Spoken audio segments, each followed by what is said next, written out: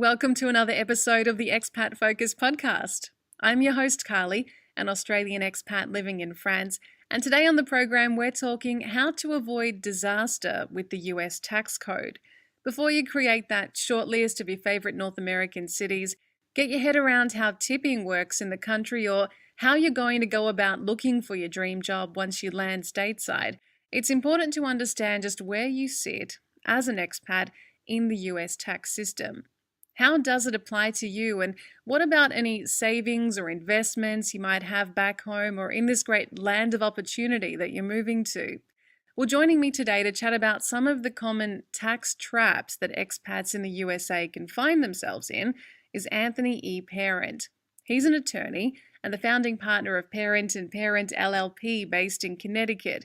He has more than 10 years' experience in dealing with international tax compliance. Anthony, welcome to the show. Well, thank you, Carly. And it's great to be here and to explain people the traps before they become a U.S. person, because it's usually the people just get a job and then it's after the fact they realize they have a whole host of problems they didn't plan on. You've come across firsthand, Anthony, some real disaster situations that expats in the U.S. can find themselves in? Yeah, they're really heartbreaking a lot of times. And the number one thing that I think will cause these terrible things is if there is a lot of assets overseas already, if there is, say, a trust somebody has, a foundation, a retirement plan, or just a large amount of savings. So usually when people are younger, those concerns aren't quite there unless their parents gave them something in their names, which actually can do more harm than good in many cases. First up, you're going to talk me through capital gains and how it can become a trap for you as an expat in the US. You mentioned you might have some assets back home, and it's something you have to think about when you move to your new country. This is how a trap works, and it's really unfair. One of the first things you need to understand is the US has a citizens-based taxation. You're taxed on your worldwide income wherever you are, even if you're in here as a H-1B visa holder. It's still your worldwide income is triggered taxable. So anything that you have in your home country, regardless of its deferred tax treatment, it's still subject to the U.S. tax code. Now, there may be something that allows it to be deferred. The U.S.-UK tax treaty allows certain pensions to be deferred and be tax-free, but a lot of other things don't, like the Australian superannuations. That is not, and it's a really big problem. So that's something to look out for. Well, I'll give a little bit of a easier example. Let's say that there's Andrea. She lives in Taiwan. She has some company stocks that really weren't a lot when she bought them. And now 20 years later, stocks are worth a substantial amount of money.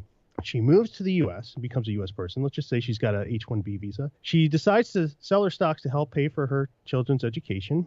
When she sells her stocks, she has a really big problem. What happens is the IRS taxes her capital gain not on the date she became a U.S. person, but the date she acquired the stocks way back when, 20 years before she even thought of coming to America. So it's really this, you could have a situation where somebody could actually have a loss while they're a U.S. person and have a substantial amount of tax due. So here's the thing, and there's an actually easy workaround to this. So this is something that I really wish a lot of people knew, because you could just avoid this headache. All you need to do is the day before you become a U.S. person, sell everything, then immediately buy it back. And now your basis is basically fair market value. So if you do sell it while you're a U.S. person, you're not going to have this terrible gain.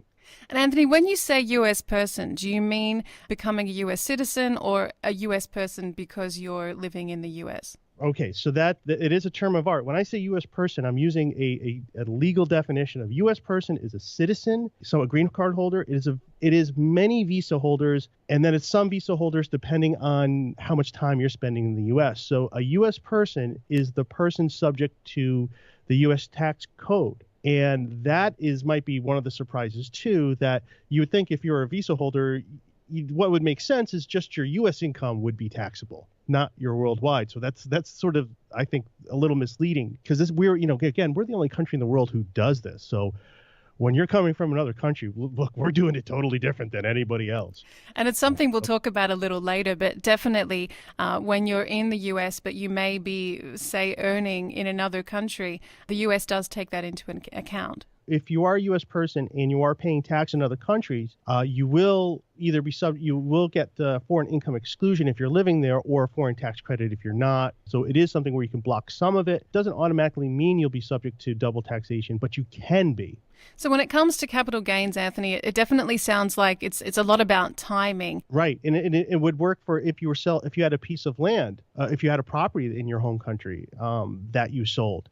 Your parents gave it to you years ago when it wasn't worth anything, and now it's appreciated tremendously. Now someone goes to sell it. Well, the IRS is going to say you have the capital gain from when back your parents gave it to you. And the real easy thing to do, to avoid that is you could have just sold it. You could have sold it to your brother, and then your brother could have sold it back to you for fair market value on the day before you became a U.S. person. So another issue when you're an expat in the USA is life insurance. It's something we might not necessarily take out living back home, or maybe it's just automatically covered in a work package. But especially when you're moving abroad, it's the sort of policy that a lot of people decide to consider to cover themselves. What is it about life insurance living as an expat in the USA that you need to be aware of? This is sort of a fundamental truth of the U.S. tax code, that the U.S. tax code really isn't about raising revenue. What it really is about is sort of developing a public policy. And the public's policy is whatever special interest group happened to be there at the right time. So the special interest group that really got into the tax code of 1986, which was really the last big rewrite, was the domestic life insurance company. They've always been there. So domestic life insurance lobby is great because they are really powerful. They make sure that any U.S. life insurance proceeds are tax-free. Imagine that. That's wonderful. But they also want to make sure that the domestic industry is the one that's benefiting. So what they did is they created this strange little definition where foreign life insurance, and foreign meaning non-U.S., isn't technically life insurance, even though it acts in very much the same way. Now, there's a handful of non-U.S. life insurance who have got it certified as life insurance for tax purposes, but most of them aren't. And it's something that we've seen from India a lot, and in the UK, we see it a lot.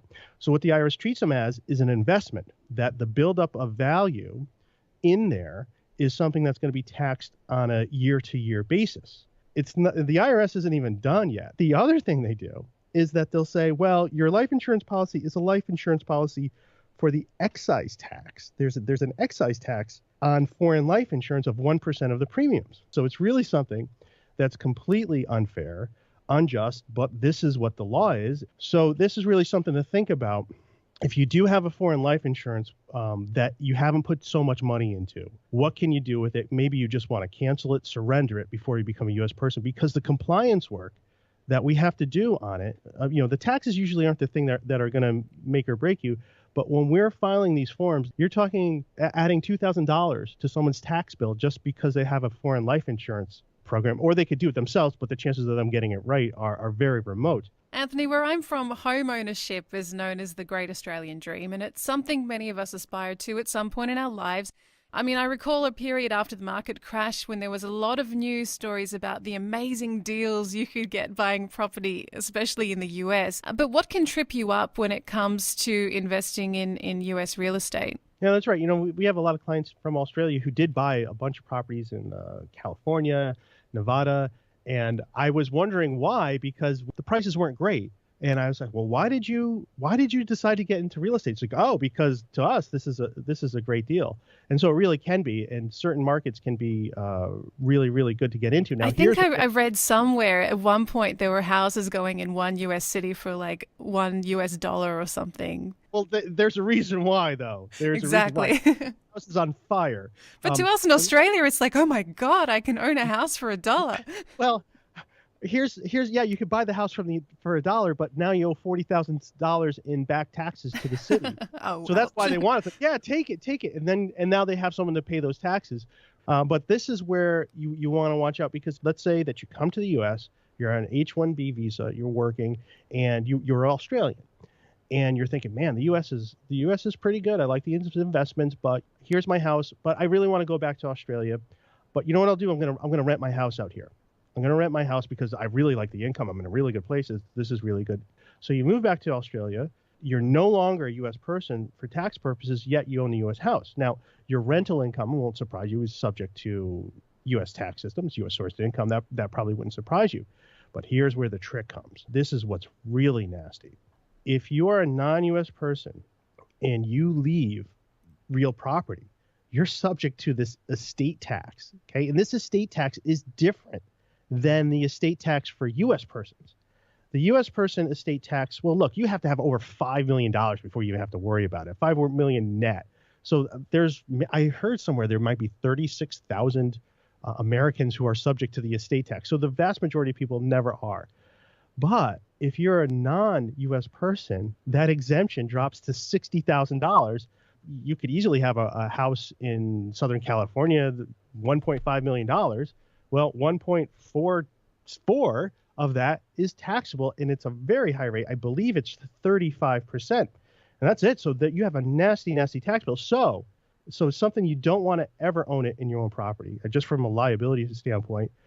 But what you do want to do, there's a way to structure these. And usually what you do is some sort of structuring with a U.S. LLC and a foreign corporation. And then you're able to strip the ownership out, so it's no longer a non-U.S. person who owns it, so it's not subject to the estate tax. Again, you will have to pay your U.S. income tax. You're not going to get out of that, but you can avoid that nasty, nasty surprise. And there's been recent stories that the IRS hasn't been collecting on this estate tax, that they're pretty sure that they've been missing about their estimates were $200 billion a year. Maybe that was total. So it is something they're going to put some attention on. Most important thing, if you are a non-U.S. person or a U.S. person who may become a non-U.S. person, make sure any property you have is not owned in your name and using some structure to protect you from the estate tax. Anthony, we touched on it earlier, and I know for American expats, there's a requirement for American citizens to report their worldwide income to the IRS. What are you obligated to declare to the U.S. tax office when you're a non-citizen living in the USA? Well, the first thing is we have to determine if you are a U.S. person or not a U.S. person. You can be in the U.S. and not be a U.S. person for tax purposes. So we would want to look at which visa do you have, and depending, in some visas you have to satisfy the substantial presence, and some it doesn't matter. So if you do have income assets overseas, this is where there are just really, really big traps. You might think all this IRS compliance is there to punish expats, but really what all this was intended to do was punish U.S. persons who left the country. That's what it was punished. That's a relief. Right. So you're only unintentionally punished. So foreign bank accounts, you have to report those. You're going to have, if they're over $10,000 in the aggregate, with your other bank accounts. But bank accounts just doesn't mean bank accounts. Bank account really means mutual fund too, as well as life insurance policies, various kinds of assets, any interest in corporations and partnerships, sort of anything overseas that you have. And the penalties for getting these wrong is really, really draconian. This might be a bit of a cheeky question, but how likely am I to be found out, say, if I'm earning some money on the side back in my home or a different country, or I've got an investment that's making me some money while I'm living and paying taxes in the US? What happens if I just don't say anything about it? All right. You know what? I'm glad you asked that question because it brings up a nasty little thing that came up. And this was in 2010. There was a Foreign Account Tax Compliance Act. Every non-U.S. bank has to do due diligence to go through their records to see if they have any U.S. persons. And if they have any U.S. persons, there's a protocol they have to follow, sending letters, contacting them to say, hey, you're a U.S. person, fill out this W-9, or we'll tell the IRS all about you. The FATCA has kneecapped non-U.S.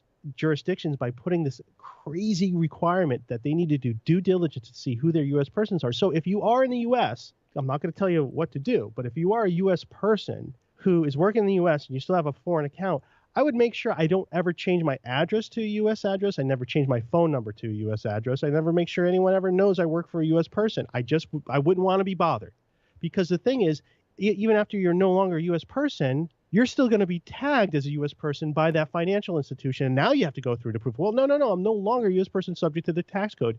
And that happened to a client of mine in Costa Rica recently. She was a UK expat in the U.S., left 10 years ago. and has been in Costa Rica since then. And she got a FATCA letter from her bank saying, hey, we're going to report you to the IRS. And she's like, why? There's nothing I need to do. So it's a Just don't bunch of send that letter. You don't have to say anything. well, they have to. Otherwise, Right. the whole this is what the threat is if you don't comply with this, that these foreign institutions will be kicked out of the U.S. financial market, which would be devastating for them. So these foreign institutions might want to do right by their clients, but they also want to stay in the good books with the U.S. And good books with the U.S. is more important than any one client. But could you imagine if the U.S. did kick Switzerland out of the U.S. market? There would be such blowback. So it's really something where they work on so much fear and intimidation. Anthony, it is interesting times in the US, obviously. How do you see the future for expatriates in the country? And as we talked about, relations between the USA and other countries? Well, I could tell you what my hopes are. My hopes are that we do actually get some meaningful corporate tax reform and more meaningful personal income tax reform. If we could see the U.S. corporate tax rate decrease from the highest in the world from 35% and in some cases 38% to something more reasonable. I think the proposal I saw is 15%. If we had a 15% corporate tax rate, there would be so much money flooding into the U.S. There would be so much opportunity for expats to come to the U.S. There'd be so much demand for H-1B visas. It would be incredible. So if we see some adjustments in the corporate tax rates, you really see the U.S. hum. And some people say the U.S. is a great tax haven in a way because it doesn't really share a lot of information with other countries, but it wants other countries' information. The other thing there is, and now right now in Congress, there is some attention being paid to some of these terrible traps that I've talked about. One of our friends, Keith Redman, he is helping out Americans overseas, and which also overlaps with a lot of expats. The issues are exactly the same. So he's trying to get some change from citizen-based to territorial-based taxation and get rid of some of these terrible things like FATCA. So it's something that is actually getting attention. So really, everything I said could change in a couple months about how terrible things are. Is there anything else you need to consider when you're looking for a professional to make sure you're staying on the right side of tax obligations in the US? Yes. Well, just understand that in the United States, attorneys have a very bad reputation, and we probably have earned it. So it's just something to really watch out for. I wish there was an easy way to tell people the difference, and I would say this might be a way. Go, my website, irsmedic.com. Just go there, learn a little bit, and then just, if you have someone who's a real tax expert, just start talking to them about some of these things and seeing what their answers are. And if it looks like they're making up things or telling you things that aren't true, then like, okay, this person might not be all as awesome as they seem to be. And really smart people have gotten fooled. Well, it does all sound a bit daunting, but navigating the US tax code and how it applies to your situation as an expat is something worth investing the time in to get right from the start. And you've got professionals like yourself, Anthony, there to help you stay on the right track. So thank you so much for your time today. If you had to have one final piece of parting advice to everyone, what would you say? I would say this. When you sign a tax return, you sign anything, any form to the IRS, your tax responsibilities are a non-delegable duty. The fact that you hire someone because, hey, look, I can't understand this tax stuff. It's too complicated for me. That is not an excuse. You cannot 100% rely on a professional as an excuse if something goes wrong. Definitely worth doing your own research and taking that effort to develop your own understanding. Absolutely. Well, that's it for today. If you'd like to discuss this episode, please head over to expatfocus.com and follow the links to our forums or Facebook groups. Also, remember to check out our previous episodes at expatfocus.com/podcast or on iTunes, and I'll catch you next time.